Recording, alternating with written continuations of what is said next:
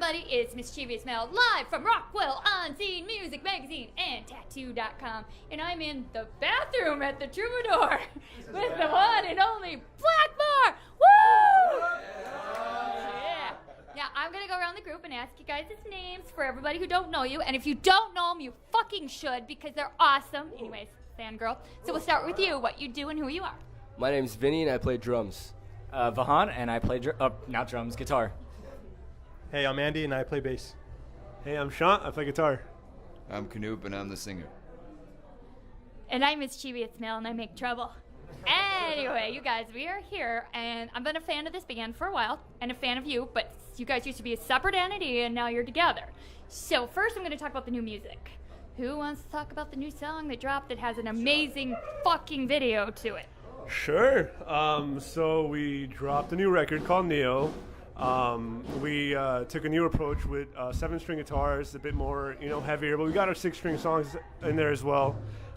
We did a video for a song called 72, directed by Noel Ross over here. You want to stop in? Say hi? Stop in, Noel, stop in. Yeah! You did an awesome video. Thank you very much. I appreciate You that. want to tell you about it, or tell the fans about it? I've seen it. Well, I got together with Canoop about this. We planned it about a month ahead, I believe. It was about a month ahead, and I said, let's shoot a video. He showed me a song that he had an idea for a video, and so I checked it out, loved it, pitched them a treatment for it, shared some ideas, got creative, and got it going. Noel, he's a very, very talented individual. I've known him for a couple of years, or maybe more than that, and I've seen his work, and I've always wanted to work with him, and he was always would be like, I want to do a music video for you, and I'd be like, it's not the time, it's not the right time, and then sure enough, the time came, and we did this music video for 72, and got to give him credit. He did a fantastic job. The imagery, the editing, everything was fantastic. Hopefully, this is the first of many with Noel. I thought it was pretty cool, and I liked the way you guys did like updates and kept everybody involved, because I was just like, oh my god, it was like Blackmore TV. I was having a blast. How'd you feel about the video? I'm sorry? The video, what'd you think about it? I loved it. It was a great experience. We were there from 10 p.m. till like 6 a.m. It was just after like 3 o'clock in the morning. I just wanted to sleep, but we had like an espresso machine that kept us up. We probably did 1 million takes each. That was exhausting. Banging on some dry like cymbals, and I mean, it wore me out. Funny thing about the cymbals, we didn't mute the kits right because this was our like first music video. So I actually ended up taking off my socks and we taped them underneath the cymbals to mute them properly and everything. It was funny. It was just cool. It was the first experience, so it was very cool to like do all that stuff. So it was cool. I think the hardest part of it was just the hours, and I think it was even earlier than 10. We started at like 6 p.m. until 6 a.m.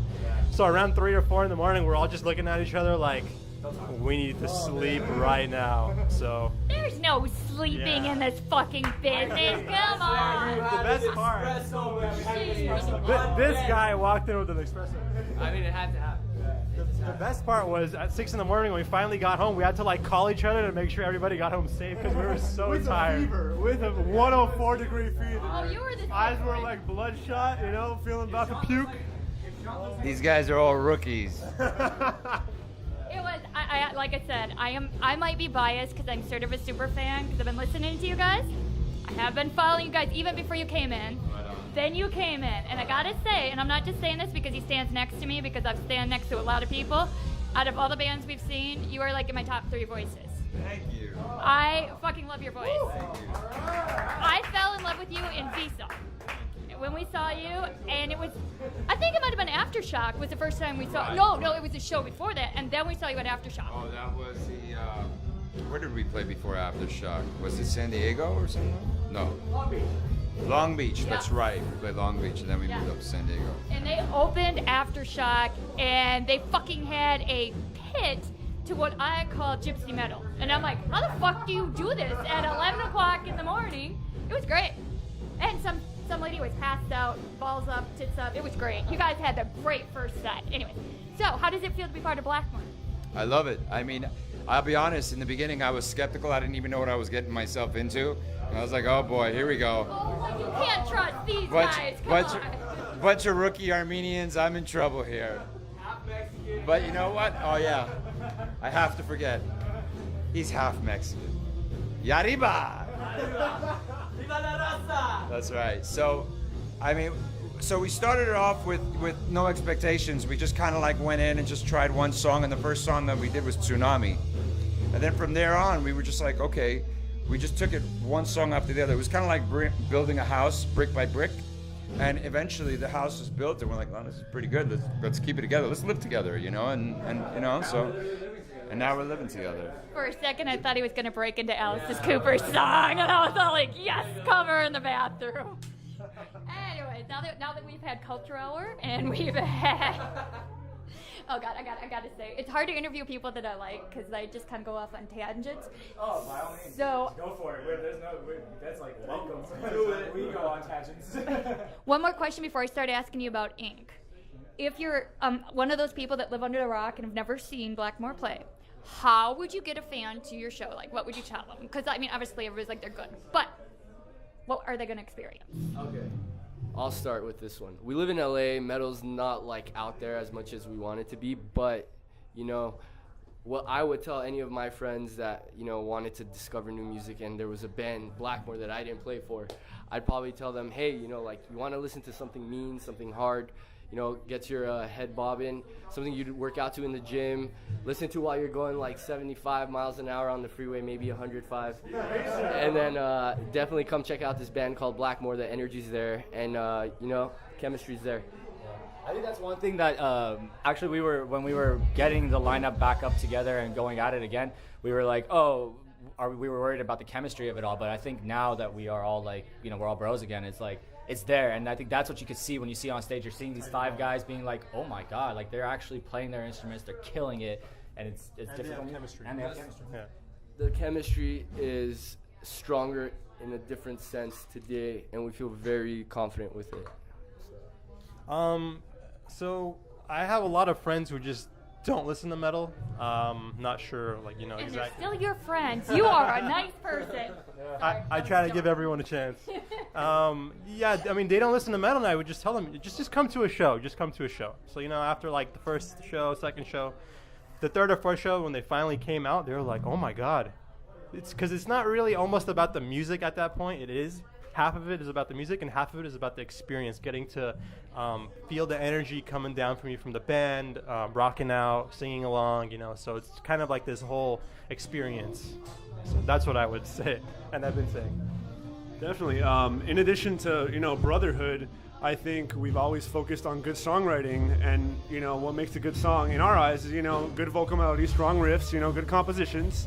And I think combining that with like a good live energy when you're playing live, it just equals to a good product. And I feel like that's what the local LA scene is missing, and we're striving to bring that back in kind of like a new generation of metal in LA. So that's the goal ultimately. To me, it's just about the context of the songs. We live in an era where everybody kind of, you know, puts to the side of what's really on the surface. It's not a pretty world. It's not a utopian life that we all live in. And I think a lot of bands kind of fake themselves to live in this pop idea mentality, but we bring forth kind of the realness in it, you know, the darkness behind it. And I think our context in our songs represents the real world that's happening right now. And for me personally, I have never been able to kind of, as a lyricist, put forth that type of mentality as a writer. Previous work with VIZA, I would always be a fairy tale writer or some fictional characters or whatnot. And in Blackmore, I get to kind of put forth, you know, it's a reflection of what the world is. And to me, I get to speak my mind as a mature adult on what I view is important in the world. You guys have very deep lyrics. You know, some songs are just like, hey, let's go fucking get high, which that's great. But your guys' lyrics go above and beyond that, and that combined with really great music, I think is one of the reasons I'm such a great fan. So you are the major writer of the lyrics, or do we all help with the lyrics? I'm the lyricist. Yeah. Very awesome. Thank you. Especially with the way that we did this record, this particular record, we did it a song a month. So like each time it was as we were like discovering him as as an artist and all these new flavors were coming out, we were all surprising each other We all with each carried our song. own weight and did what we're good at, and we trusted each other with each other's roles, and we just let it happen. You guys have to focus on like each song and crafting each song the way we wanted to, and I think that's why we made something that we're really happy with at the end of the day. So you guys are kind of like Edgar Allan Poe meets Megadeth, maybe? I'm telling you, that's a Yeah, I mean, good lyrics, great my music. tattoo is kind of based on that, so yeah. Oh, well, you brought up tattoos, so since you did, step up on the spot. Let's see some ink. Yeah. So I have actually one on my leg that I can't roll up because these pants are way too tight. Take it off. Take it off. Pull them down. Pull them down. So this is my first tattoo. This is my baby. This was actually because my brother passed in 2013, and he had a tattoo that was just like this. It's just actually the Chaos Star mixed with the Static X logo that he got when he was like 19 in like a garage. So I took that tattoo, recreated it, and actually put the lyrics "I'm looking at you through the glass" from Stone Sour, and the year 2013, which was his passing, because we went to my first show with him with Stone Sour. And we during that song we had like tears in our eyes, like proud of you, brother, and all that stuff kind of thing. Sentimental. So that's my baby. That will never get touched. This is my second one. This was the Wolf and the Raven. It's the Hunter and the Watchful Protector. This is actually a tribute to my grandfather, who also, these are all sad stories. We'll get to the happy ones, I promise. This one was also to my grandfather who passed, and he had a dog named Chingar in Russia. And I always associated him with the dog, with the wolf and everything. So I got that exact wolf replicated. And then the tattoo is pretty much whoever that passed is up there watching over me, and I'm the hunter going about my dreams. Some deep shit. And then this one's a fun one. This is actually Avatar: The Last Airbender, the TV show. Yeah, my sister and I got matching tattoos because she always wanted to get a matching tattoo with me. So we were random artists, found one, paid $20 each, and got that done, and it was just dope. So it spurred the moment. And then this one just actually recently got done. So this is the woman tree who's smoking a cigarette. So the idea behind this was like I just love the colors first of all, and second, something so pure and so beautiful. Just enjoying something as like a guilty pleasure, as like a cigarette. So, release some stress. So that's pretty much it. Arm's still in progress. So, because you want more. Yes. Do you plan on getting more? Actually, in 2 weeks, I'll be going to touch this one up, and then I got in contact with an artist who's going to kind of fill in the gaps from here down. Any names you want to throw out as your artist? Or? Yeah, so for my wolf was Ruben over at Devotion. This one was Tati, who's actually our producer who produced the record, his wife. Actually, the funny thing is I got the first half of his done, got up, bandaged it, and went and tracked guitars out of reach, I think. It was out of reach, I think. Yeah, got up, tracked guitars, and it was still like bleeding and everything. It was awesome. It was fucking metal, dude. Yeah, I'm serious. It was awesome. Yeah, so it was great. Yeah. Those are really sad stories, yet happy. I like those, and I can't wait to see when they're all done. Airbender. We all make mistakes, you know what I'm saying? But now, the sad part of this story, not sad of your tattoos, but the rest of you are like empty palettes. I mean, Dude, so... I know.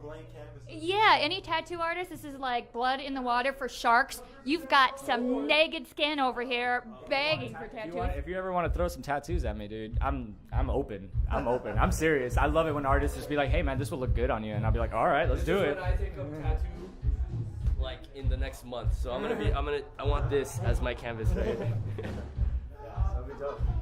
All right, so everybody check out Blackmore, okay? They are an epic fucking band. And if you're not at the Troubadour tonight, you suck monkey balls, okay? Because, come on, this is awesome. And where can people find you? Where any shows coming up? You can just go to blackmoremetal.com. Just straight up. Straight up. You'll find everything there. Facebook, the SoundCloud, the Spotify link, iTunes. Shirts, everything. Actually, shirt. No, show your shirt. Shameless promotion. Woo! Shameless plug. All right. Yeah. Well, thank you guys very much for your time, and let's see you on stage. Yeah. 2, 1. We're Blackmore, and you're watching Tattoo.com.